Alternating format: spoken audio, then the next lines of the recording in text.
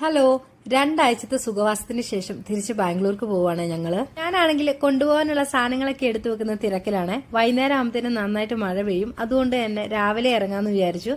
ഒരു 10-11 മണിയൊക്കെ ആകുമ്പത്തേനും വീട്ടിൽ നിന്ന് ഇറങ്ങാന്ന് വിചാരിച്ച് എല്ലാം റെഡിയാക്കി വെക്കുവാണ്. ഞങ്ങൾ തിരിച്ചു വരുന്ന അന്നായിരുന്നു കേട്ടോ പെരുന്നാള്. അതുകൊണ്ട് രാവിലെ തന്നെ സെമീനത്താത്തയുടെ വക പഴം നിറച്ചതും പായസവും കൊണ്ട് തന്നിട്ടുണ്ടായിരുന്നു കേട്ടോ. നല്ല അടിപൊളി ചെറുപയർ പായസമായിരുന്നു. നല്ല ടേസ്റ്റ് ഉണ്ടായിരുന്നു കേട്ടോ കഴിക്കാൻ വേണ്ടിയിട്ട്. സെമീനത്താത്ത കൊണ്ടുവന്ന പായസം കുടിച്ച് തീരുമ്പോഴത്തേനും കുഞ്ഞുമ്മയും കൊണ്ടു തന്നിട്ടുണ്ടായിരുന്നു കേട്ടോ പായസം. അത് നല്ല അടിപൊളി പായസമായിരുന്നു. ഞങ്ങളുടെയൊക്കെ ചെറുപ്പം മുതലേ ഇങ്ങനെയാട്ടോ. അവിടെ എന്തെങ്കിലും പരിപാടി ഉണ്ടെങ്കിലും ഞങ്ങൾക്കും പായസവും ഫുഡൊക്കെ കൊണ്ടുതരും. തിരിച്ചും അങ്ങനെയൊക്കെ തന്നെയാണ്. തിരിച്ചു പോകുന്നതിന്റെ സങ്കടത്തിലായിരുന്നു കേട്ടോ ഞാന്. പായസം കണ്ടു കഴിഞ്ഞപ്പോ കുറച്ച് സങ്കടം മാറി കിട്ടിയിട്ടുണ്ടായിരുന്നു. അങ്ങനെ ഇരുന്ന് ആസ്വദിച്ച് കുറച്ച് പായസമൊക്കെ കുടിച്ചു കേട്ടോ. ഇനി കൊണ്ടുപോകാനുള്ള സാധനങ്ങൾ എടുത്തു വെക്കുകയാണ്. കാന്താരി മുളക്, ഇഞ്ചി, കൈതച്ചക്ക, മഞ്ഞൾപ്പൊടി, വെളിച്ചെണ്ണ, കപ്പ, തേങ്ങ, ഇങ്ങനെ ഒരുപാട് സാധനങ്ങൾ ഉണ്ടായിരുന്നു കേട്ടോ ഇപ്രാവശ്യം പോകുമ്പോൾ കൊണ്ടുപോകാൻ വേണ്ടിയിട്ട്. എന്താണെന്നറിയത്തില്ല, ഇപ്രാവശ്യം വാഴക്കൊല ഉണ്ടായിരുന്നില്ല കേട്ടോ. എല്ലാ പ്രാവശ്യം വരുമ്പോൾ ഓരോ വാഴക്കൊല കൊണ്ടെന്ന് അത് മുഴുവൻ പഴുത്തുപോയി എനിക്ക് നല്ല പണി കിട്ടാറാട്ടോ പതിവ്. ഇപ്രാവശ്യം എന്ത് പറ്റിയെന്ന് അറിയത്തില്ല, വാഴക്കൊലയൊന്നും വെട്ടാനുണ്ടായിരുന്നില്ല. ഈ കാണുന്ന കപ്പയും തേങ്ങയും കൈതച്ചക്കയും മുഴുവൻ എനിക്കല്ല കേട്ടോ. അവിടെ ചെന്ന് കഴിയുമ്പോൾ ഓരോരുത്തർക്ക് വീതിച്ചു കൊടുക്കാനുള്ള കേട്ടോ, ഞങ്ങളുടെ ഫ്രണ്ട്സിനൊക്കെ. അമ്മ ഈ തിരക്ക് പിടിച്ച് ഓടിപ്പോകുന്നത് ഞങ്ങൾക്ക് കൊണ്ടുപോകാനുള്ള പൊതിച്ചോറ് കെട്ടാൻ വേണ്ടി, ഇല വെട്ടാൻ വേണ്ടിയിട്ടാണ്.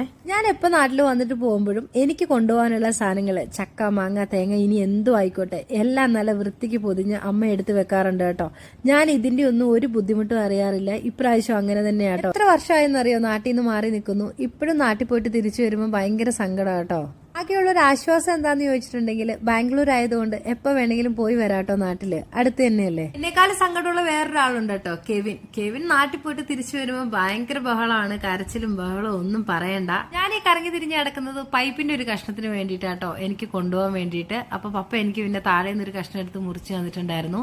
ഈ കാണുന്നതുണ്ടല്ലോ കസ്തൂരി മഞ്ഞളിന്റെ ചെടിയാട്ടോ. ഇതാ ഈ കാണുന്നത് വീട്ടിലുണ്ടായി നിൽക്കുന്നുണ്ട് കേട്ടോ, ഒരുപാടുണ്ടായി നിൽക്കുന്നുണ്ട്. ഞാൻ ഇതിന്റെ ഒരു വീഡിയോ ചെയ്തിട്ടുണ്ട് മുമ്പ്.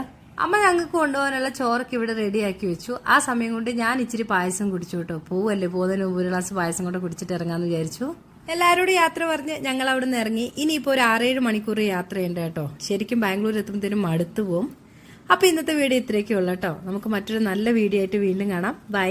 വീഡിയോ ഇഷ്ടപ്പെടുകയാണെങ്കിൽ സബ്സ്ക്രൈബ് ചെയ്യാനും ലൈക്ക് ചെയ്യാനും കമന്റ് ചെയ്യാനും മറക്കല്ലേ.